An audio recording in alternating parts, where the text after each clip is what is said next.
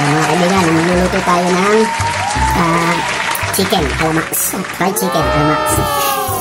At siyempre magsasahin tayo at hindi maganda wala sinain.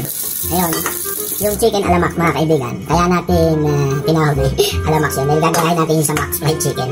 Pero mayroon tayong gagawin, magpapakulo muna tayo ng tubig. Magpapakulo muna tayo ng tubig dahil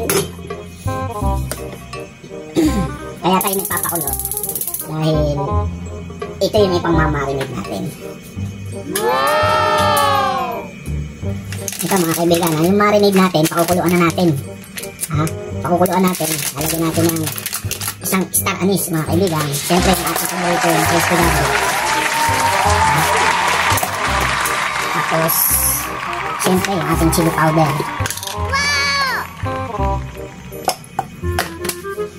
Yung ating basil mga kaibigan. Soy sauce. Siyempre, lalagyan natin ng soy sauce mga kaibigan. Ayan, soy sauce. Wow! Siyempre, oyster sauce mga kaibigan.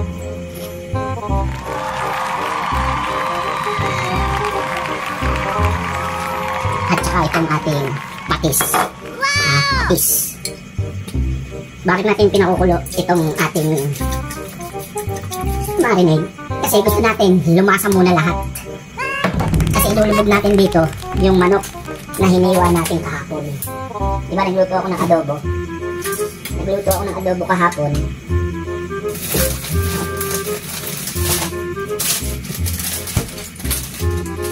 Iniwan ko itong manok. Iniwan ko itong manok.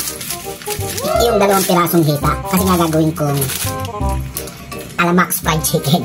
Ito mga kaibigan.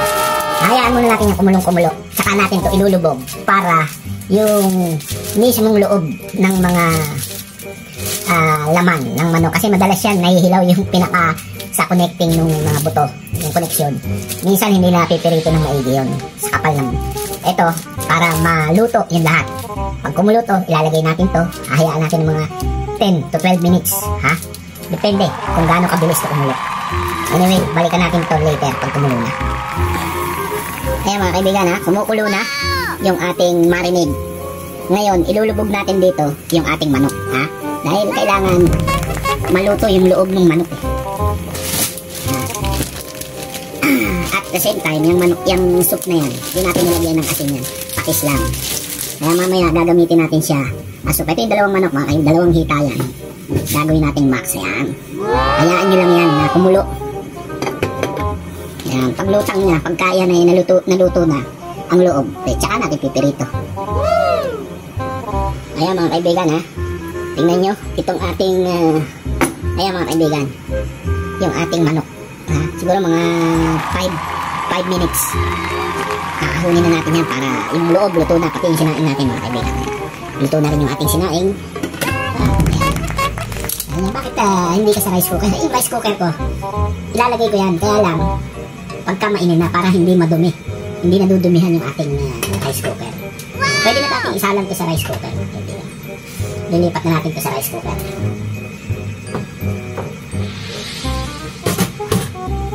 Doon na natin iinin yun. Hindi madumi, di ba?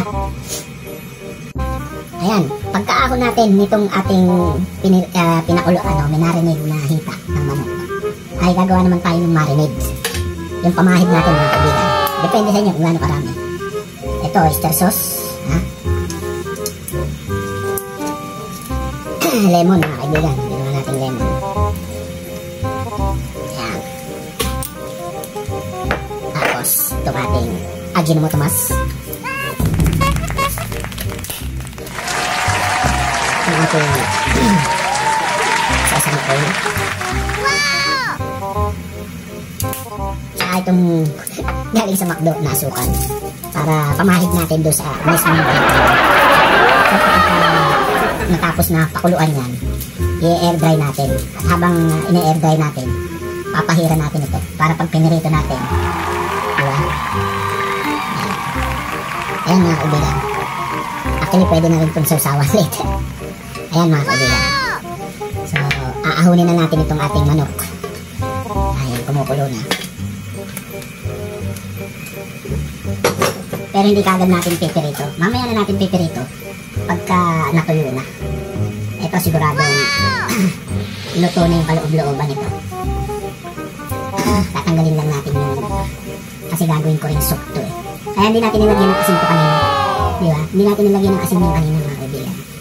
Dahil gagawin natin soup. Tanggalin natin ito.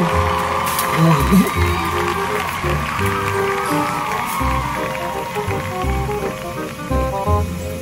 Ang importante, natanggal natin yung ating hayaan nyo munang matuyo to mga kaibigan. Patuyuin nyo muna bago nyo ipirito. Kasi puputok yan. Dahil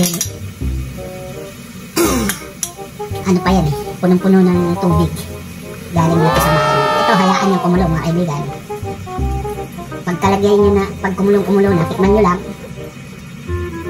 Dagdagan nyo na lang ng palasa. Tsaka yung miswa natin mga kaibigan. Siyempre maglalagay tayo ng miswa. Ayan. Pero later na.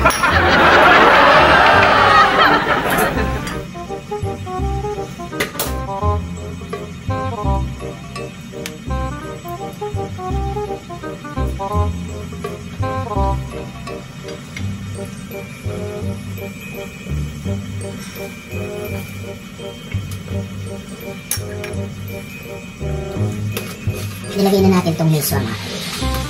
Wow! Kaya na natin kumulo. Wow! Pwede na. Magpapainit na tayo mga kaibigan ng mantika ah. Ayan, mantika mga kaibigan. Siyempre gagamitin natin yung ating pinagprituhan. Kailangan lubog. Hindi ko masasayang yung mantika. Yung mga pangprito lang naman na mantika. May nabibiling mga mantika naman na pwedeng gamitin pang pirito lang. Pero akin nga, yung ginagamit ko, yung pinagpirituhan ko ng bawang. Tapos, tatagdagan ko na lang ng bagong mantika. Para, kailangan kasi nakalubog eh. Ayos na yan. Hintayin lang natin, ayan, mga kaibigan. Dry na siya. Kaya pagka pinirito natin to, hindi nakakalamsik.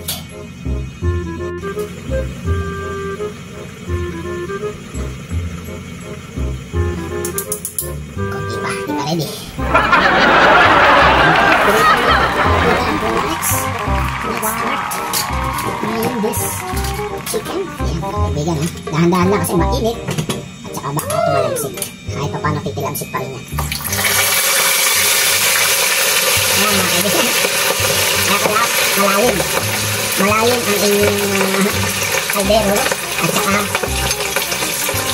dahan-dahan. Huwag yung biglain. Huwag yung gawin dalawa.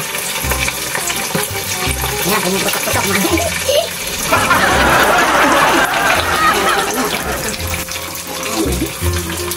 pero sa isang banda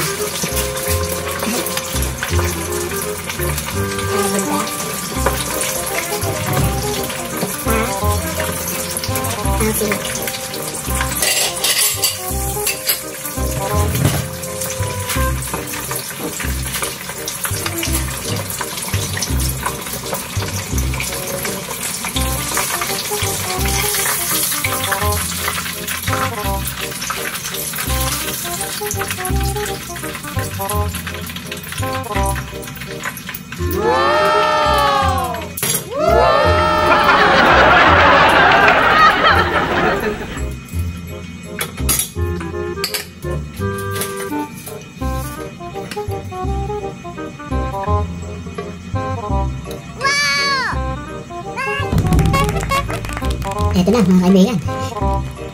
Chicken alamax. Wow! O yan mga kaibigan ha. Ito yung ating manok. Chicken alamax. Ulit natin ito. Gusto kasi yung tostado. Yung pinusado. Kita nyo mga kaibigan. Juicy oh. O diba luto? Luto mga kaibigan. Juicy yan mga kaibigan. Luto. Ayan. Yan yung sinasabi natin na kuha natin na naluto na hindi tayo basta-basta nagprito lang. Pero syempre titikman natin. At ito naman yung chicken and garlic chive soup. Napakasarap mga kaibigan. Syempre susubo tayo. At syempre ito yung sili natin. Susubo tayo mga kaibigan. Tikman natin to ha. Ito yung manok.